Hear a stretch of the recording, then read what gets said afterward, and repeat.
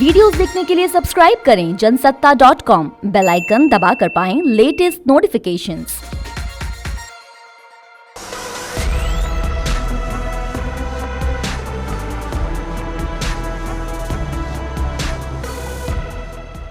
नमस्कार, जनसत्ता में आपका स्वागत है। केंद्र सरकार द्वारा लाए गए 3 कृषि कानूनों को लेकर किसानों का आंदोलन लगातार जारी है। केंद्र के 3 कानूनों में से एक है कृषक कीमत आश्वासन और कृषि सेवा पर करार कानून 2020, जिसका उद्देश्य अनुबंध खेती यानी कॉन्ट्रैक्ट फार्मिंग की इजाजत देना है। आइए जानते हैं कॉन्ट्रैक्ट फार्मिंग क्या है और इसके नुकसान और फायदे क्या हैं। कॉन्ट्रैक्ट फार्मिंग के तहत किसान अपनी जमीन पर खेती तो करता है, लेकिन अपने लिए नहीं बल्कि किसी और के लिए। किसान की जमीन को एक निश्चित राशि पर एक पूंजीपति या ठेकेदार किराए पर लेगा और अपने हिसाब से फसल का उत्पादन कर बाजार में बेचेगा। इसमें खाद और बीज से लेकर सिंचाई और मजदूरी तक सारा खर्चा कॉन्ट्रैक्टर के ही होंगे।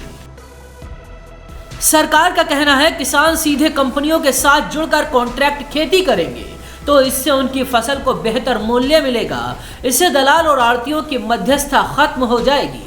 फसल खराब हुई तो कंपनी करार खत्म नहीं कर सकती है, लेकिन किसान को करार तोड़ने का हक होगा और कंपनी का मुनाफा ज्यादा हुआ तो उसे अलग बोनस भी किसानों को देना होगा। अब जोखिम किसान का नहीं कंपनी का होगा। चलिए कॉन्ट्रैक्ट खेती के फायदे समझाते हैं।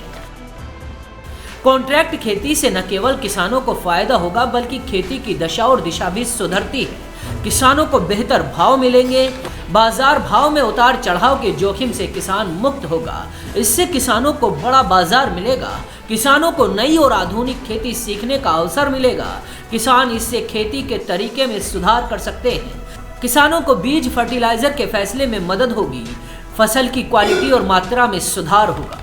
इन सबसे स्टैंडर्ड कॉन्ट्रैक्ट फार्मिंग के जो फायदे होते हैं हम वो बात करते हैं।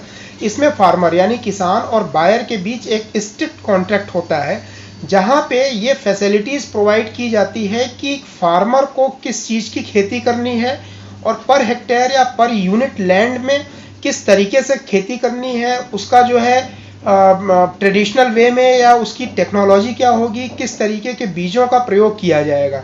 इसमें सुपरविज़न भी जो बायर होता है यानी जो टेक्निकल एक्सपर्ट होते हैं उनके बीच बीच में विजिट करते रहते हैं और फसलों की ग्रोथ को देखते हुए वो अपना टेक्निकल सुपरविज़न भी देते हैं। और जिस हिसाब से अगर देखा जाए जब फसल हो जाती है तो वो एक एक्सपेक्टेड वैल्यू रहती है कि इतने हेक्टेयर में इतनी फसल की एक्सपेक्टेशन रहती है और जो दाम तय होते हैं उसके हिसाब से वो फार्मर को जो है पेमेंट कर दिया जाता है।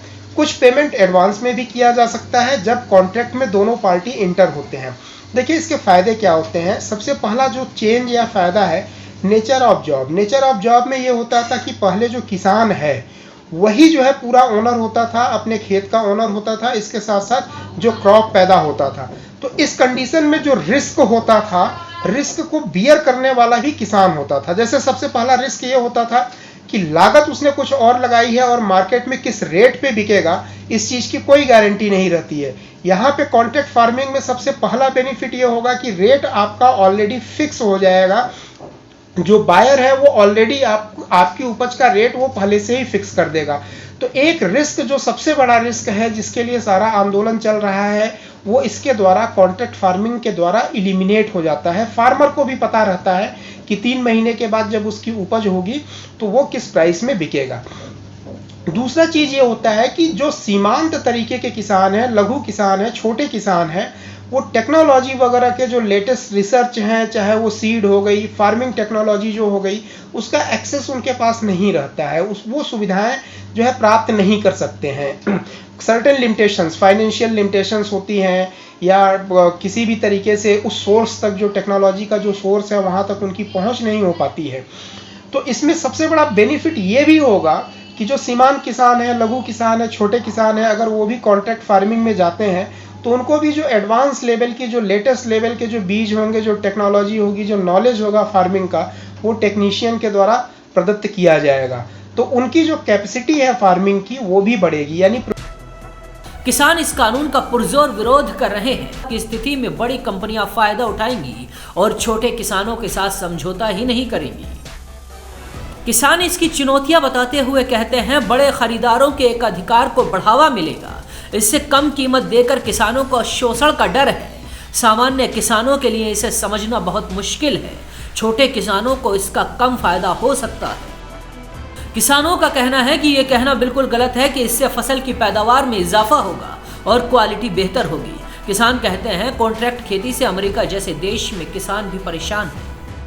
कॉन्ट्रैक्ट फार्मिंग की सबसे बड़ी जो कमी या बुराई है वो ये है कि इसमें शर्तें तय करने का अधिकार कॉरपोरेट को होता है, किसानों को नहीं होता है। अब आप ये कह सकते हैं कि कैसे नहीं होता है, जबकि म्यूचुअल अंडरस्टैंडिंग होती है तभी एग्रीमेंट होता है। वो कुछ इस तरह से होता है कि जब हम, जैसे आप पर्सनल लोन लेते हैं या किसी किस्म का बैंक से लोन लेते हैं तो कितने सारे कागजात होते हैं, शर्तें होती हैं। आप क्या करते हैं, आप साइन करते चले जाते हैं, आप देखने की भी स्थिति में नहीं होती कि उसमें लिखा क्या है। तो वो बेचारे किसान उस कॉन्ट्रैक्ट फार्मिंग की शर्तों को न समझ पाएंगे और न पढ़ने का उनको अवसर मिलेगा। उनको तो बस साइन करना होगा। शर्तें उनकी होंगी जो कॉरपोरेट से जुड़े हुए लोग हैं। एक बात। दूसरी बात यह है कि कॉरपोरेट फार्मिंग का फायदा जो बड़े किसान हैं वो तो उठा सकते हैं, वो शर्तों में अपनी बातें शामिल करा सकते हैं, लेकिन जो छोटे किसान हैं वो लाचार और मजबूर होंगे। तीसरी बात यह है कि कॉन्ट्रैक्ट फार्मिंग में सबसे महत्वपूर्ण यह होता है कि ये धीरे धीरे वर्बल कॉन्ट्रैक्ट में बदलता चला जाता है। आप पंजाब में उदाहरण देख लीजिए, पेप्सिको के साथ में वर्बल कॉन्ट्रैक्ट्स हुए। इससे क्या है कि जो छोटे किसान हैं उनका जब प्रोड्यूस सामने आता है तो उनमें वो तरह तरह की खामियां निकाल करके उनसे खरीदने से इनकार कर देते हैं और किसानों के पास कोई चारा नहीं होता कि वो उसका प्रोटेस्ट करें। नतीजा ये होता है कि वहां पर भी जो लाल फीताशाही, मिडल मैन सिस्टम और जो भ्रष्टाचार और विकृतियां हैं व्यवस्था की, उसका वो शिकार हो जाते हैं और उनकी फसल औने पौने दाम में छीन ली जाती है, ले ली जाती है। भारत में खेती पूरी तरह से कुदरत के भरोसे है। कभी सूखा तो कभी ज्यादा बारिश खेत में खड़ी फसल को चौपट कर देते हैं। हमारे देश में ज्यादातर छोटे किसान हैं। ये किसान अपने खेतों में कुछ ज्यादा प्रयोग भी नहीं कर पाते। सरकार किसानों को आधुनिक तरीके से खेती करने के लिए जागरूक कर रही है। कॉन्ट्रैक्ट फार्मिंग को आधुनिक खेती का ही एक नया माध्यम बताया जा रहा है। इसमें किसानों की 3 मुख्य मांग है। कॉन्ट्रैक्ट फार्मिंग में एमएसपी को शामिल किया जाए, विवाद की स्थिति में कोर्ट जाने का अधिकार मिले, ऐसी व्यवस्था हो जिसमें कॉरपोरेट्स खेती पर हावी न हो जाएं। किसान कॉन्ट्रैक्ट फार्मिंग के जरिए एमएसपी की गारंटी चाहते हैं। कॉन्ट्रैक्ट खेती के समर्थन में ये तर्क दिए जा रहे हैं कि कॉन्ट्रैक्ट में उत्पाद की कीमत पहले से लिखी होती है और ये एक तरह से गारंटी ही है। लेकिन एक्सपर्ट मानते हैं बिना एमएसपी के किसानों को किसी तरह की गारंटी नहीं मिल सकती। इसीलिए कॉन्ट्रैक्ट फार्मिंग पर भी जमकर विरोध हो रहा है। एक तरफ दिल्ली में कड़ाके की ठंड पड़ रही है और दूसरी तरफ आंदोलन की सियासी तपिश बढ़ती जा रही है। किसान सरकार के साथ टकराने के मूड में है, इसीलिए ना तो किसान पीछे हटने को तैयार हैं और ना ही सरकार किसानों की शर्तों को मानने पर राजी है। इस आंदोलन का अंत क्या होगा ये देखना दिलचस्प रहेगा। ऐसी ही खबरों के लिए देखते रहिए जनसत्ता.com।